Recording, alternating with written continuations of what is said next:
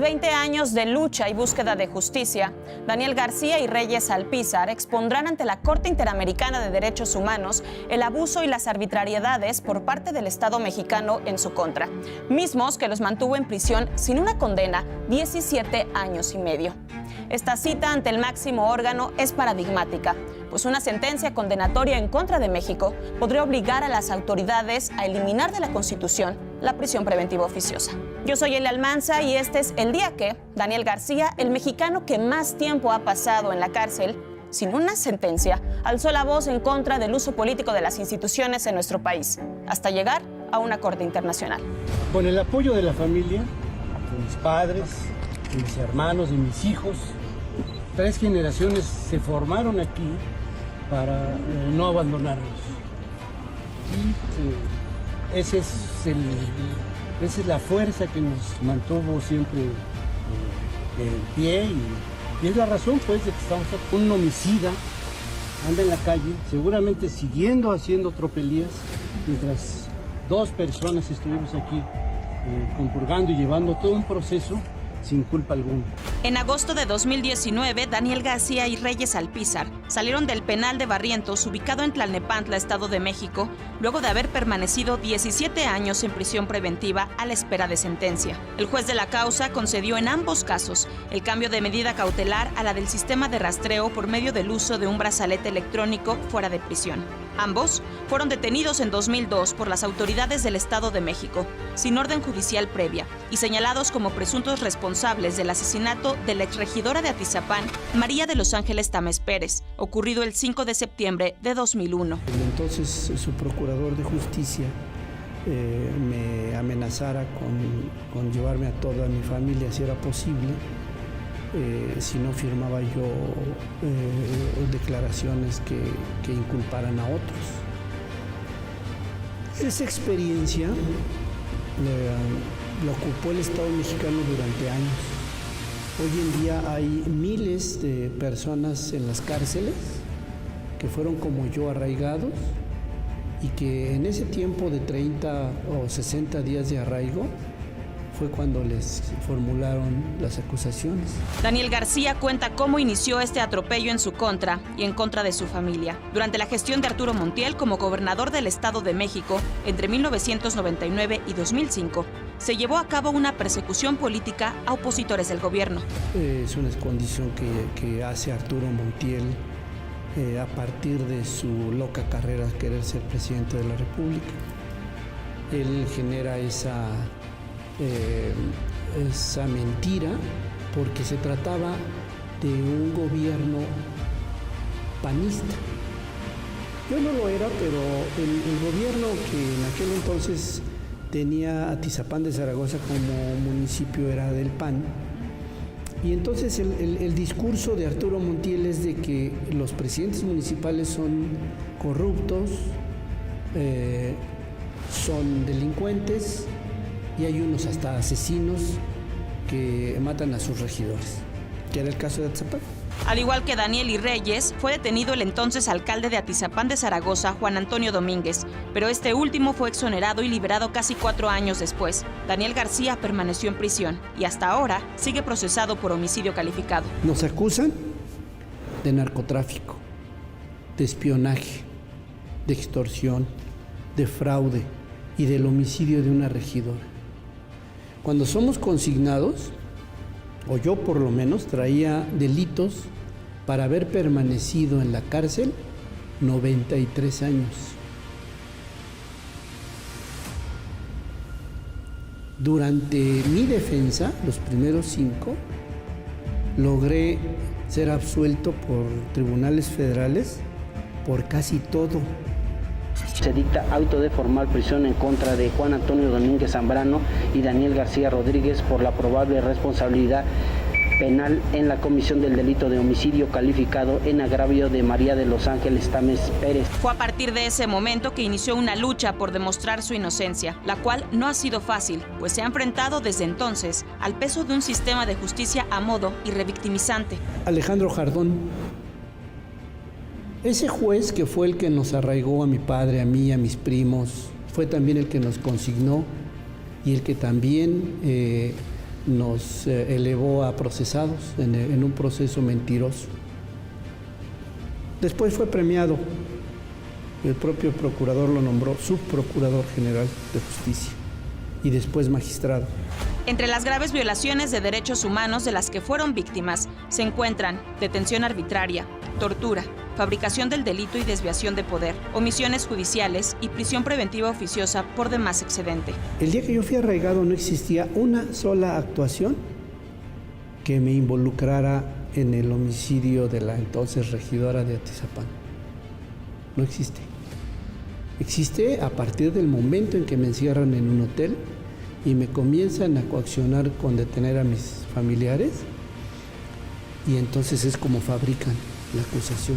Simón Hernández León, abogado, defensor de derechos humanos y representante de Daniel García, insiste en la gravedad del uso del aparato de justicia con propósitos políticos. Ese caso se enmarca, digamos, en toda una práctica de persecución contra opositores políticos en el gobierno de Arturo Montiel, a alcaldes de oposición, alcaldes que están teniendo, digamos, presencia territorial importante, que ponían en riesgo la permanencia del PRI en el gobierno del estado, pero que además ponían en riesgo el proyecto político del Grupo Atlacomulco y de Arturo Montiel como candidato a la presidencia. En México se agotaron todas las instancias para buscar justicia. Por eso Simón y su equipo de abogados llevaron el caso a la Comisión Interamericana de Derechos Humanos, quien concluyó que el Estado mexicano es internacionalmente responsable por violación de los derechos a la libertad e integridad personales, garantías judiciales y protección judicial. Y el 6 de mayo de 2021 presentó el caso ante la Corte Interamericana. Lo que hemos colocado en este litigio es que en México las instituciones pueden ser utilizadas de manera ilegítima por las personas que detentan cargos públicos y que se utiliza el aparato de administración y de procuración de justicia con propósitos políticos, personales, económicos, y que esto tiene una caracterización en términos de violaciones de derechos que se denomina la desviación del poder.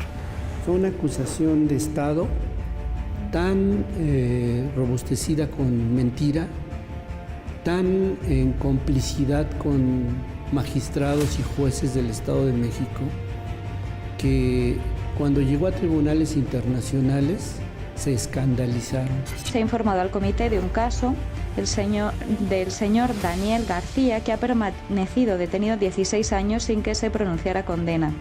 Sírvanse facilitar al comité datos estadísticos sobre la duración en años de los actuales periodos de detención en la espera de juicios. En las últimas décadas lo que ha hecho el Estado en su conjunto, porque esto pasa tanto por los presidentes como por el Poder Legislativo y ahora la interpretación de la Suprema Corte, es introducir figuras violatorias de derechos humanos en la Constitución y señalar que por estar en la Constitución deben prevalecer sobre cualquier obligación internacional. Esto es lo que hoy en día sostiene el Estado mexicano, incluyendo la Suprema Corte de Justicia de la Nación. La prisión preventiva, muy similar al arraigo, son elementos autoritarios del Estado mexicano. Son figuras que ha utilizado el Estado para manipular su fuerza y su poder y mantener a raya con el temor. Es el viejo sistema de infundir miedo al ciudadano, porque te puede pasar lo mismo que a los demás, de irte a la cárcel. Bajo esta lógica, ante la Corte Interamericana de Derechos Humanos, se expondrá y valorará por qué el arraigo y la prisión preventiva oficiosa son inconvencionales, es decir, son violatorios a los derechos humanos a pesar de estar en la Constitución. El arraigo o la prisión preventiva oficiosa, pero que claramente son incompatibles con obligaciones que tiene el Estado mexicano y que en este juicio pueden ser, digamos, materia de una condena contra México.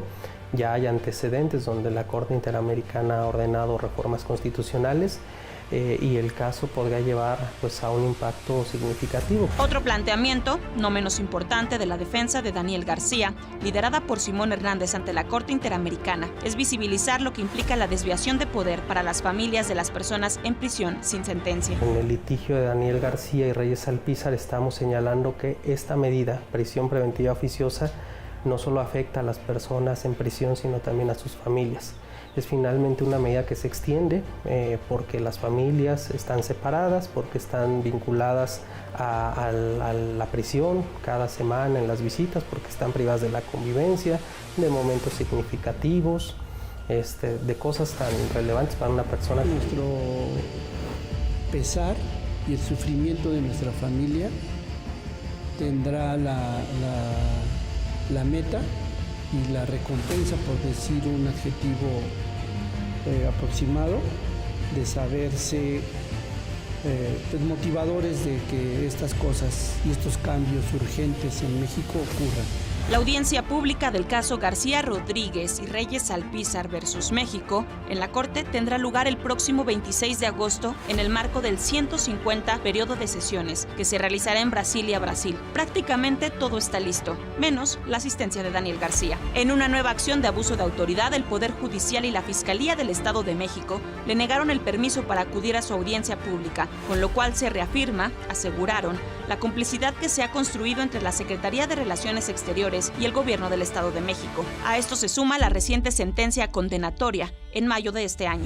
Después de 18 años de proceso, 19 años, 17 años y medio de ellos en prisión, el Estado de México, el Poder Judicial, emite una condena totalmente arbitraria, en ausencia de pruebas, con acreditación de tortura física y psicológica, únicamente a partir de testimonios indirectos, esto es de que alguien dice que escuchó que Daniel García ordenó o que Reyes García acompañó, con la evidencia de que el autor material de ese homicidio, según la Fiscalía, se encontraba preso el día de los hechos, y pues en ausencia total de elementos de prueba, el juzgado en Barrientos decide condenarlos a 37 años y medio de prisión, ya a unas semanas de la Corte Interamericana. Pese a las trabas, Daniel y su defensa confían en un panorama favorable en la instancia internacional.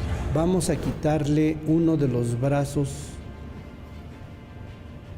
al sistema autoritario de México. Vamos a quitarle una de las partes que ha generado el terror en la ciudadanía en México durante los últimos años. Si la Corte Interamericana de Derechos Humanos se pronuncia con una sentencia vinculatoria, el Estado mexicano se verá obligado a revisar y, en su caso, eliminar la prisión preventiva oficiosa de la Constitución. Y con ello, existe la posibilidad de que miles de personas que actualmente están en una cárcel pagando un delito que no les han comprobado puedan solicitar acogerse al criterio de la Corte. De acuerdo con datos oficiales, a junio de 2022 existían en México 227,000 personas privadas de la libertad, de las cuales más de 92,000 están bajo la figura de prisión preventiva oficiosa. Es decir, 4 de cada 10 personas están en prisión esperando ser sentenciadas. Esta cita ante la Corte Interamericana de Derechos Humanos es por Daniel García y Reyes Alpizar, pero también por todas estas personas que hoy están en la misma condición en las cárceles del país y que podrían beneficiarse de esta resolución en una audiencia que ya es considerada histórica y un parteaguas para nuestro país. Yo soy Elia Almanza, las imágenes son de Raúl Fuerte y esto fue El Día Que.